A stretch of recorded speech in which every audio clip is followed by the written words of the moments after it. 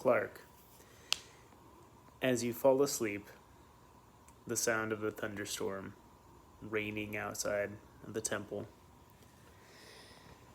your eyes heavy with exhaustion, and you start to drift away, and a familiar darkness takes over.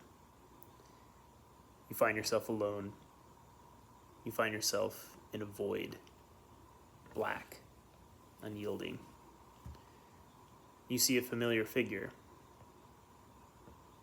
standing in the distance. Its two radiant eyes shining. You blink. It appears closer to you. You blink again. It's mere feet. And this time, you know what to expect. He reaches out his finger, or its finger, their finger, and moves towards you to try and touch your forehead.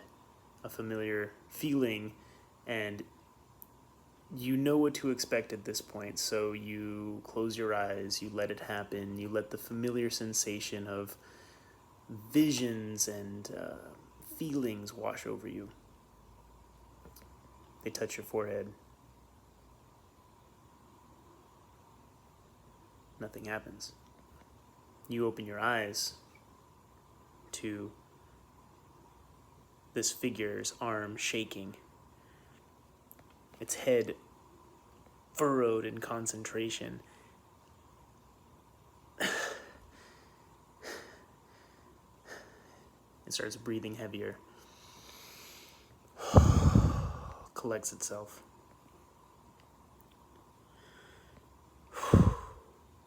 and goes again.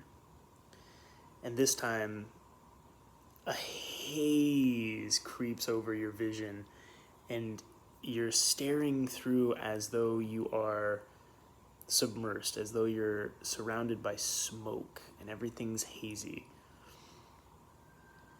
You get a sense of darkness. You get a sense of great terror and evil. You open your eyes. You see the hazy image of a large cylinder. The cylinder's massive, hundreds of feet big, surrounded on the base by what appears to be large metal struts supporting it. You try to look closer, the haze clouding your vision, and you see what looks to be large tubes jutting out from the cylinder at all angles. You seem to be drawn towards it, and you float closer to this cylinder. You allow yourself to get within 100 feet, 50 feet, 10 feet. And as you start to peer inside, you see wisps of air floating inside. You look closer, and you realize that each wisp has a face. This hollowed out, ghastly, wailing face. You look around. The haze a little bit clearer now that you're so close. And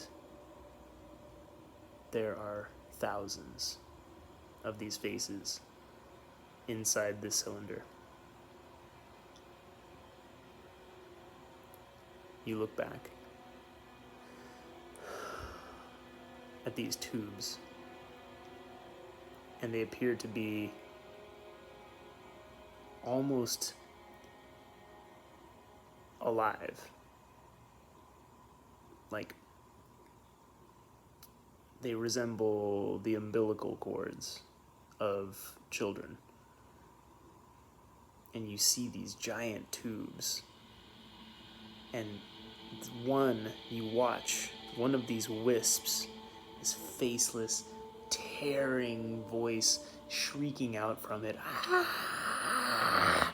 as it moves through.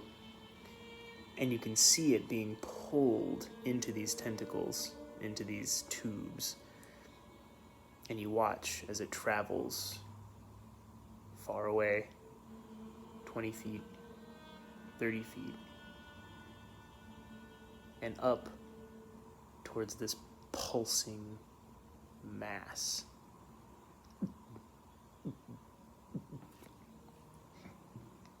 This entity, whereas the tentacle that has traveled into this huge pulsing mass, the haze is thickest around this creature. You can barely make out what it is, but you can only see the edges. And from what you see this grotesque, misshapen, pulsing beast of a creature. You can't get a sense of where its limbs start, where its head begins. You have no idea. It's too hazy. There's too much. But what you see is it is sucking these wisps into its body. You try and find a face. You try and find a head. Something to mark this creature as humanoid at all. And as you look around, your eyes glance over the edges of this creature, this pulsing mass. Your eyes slowly start to make your way over this, again, through this haze, until you reach what might be the face. You decide to float a little closer, and as soon as you do, the feeling of abject terror and danger, like the fear of putting your hand into a pit of poisonous vipers or a open flame, instinctual fear wells up inside you. And you get closer. And you look at this face. And then suddenly, one eye opens up. Massive. Humongous. And its pupil starts to train on you, and immediately you feel as though a bungee cord has pulled on your spine, and you feel ripped out, and you are thrust back into your own body, where you wake up.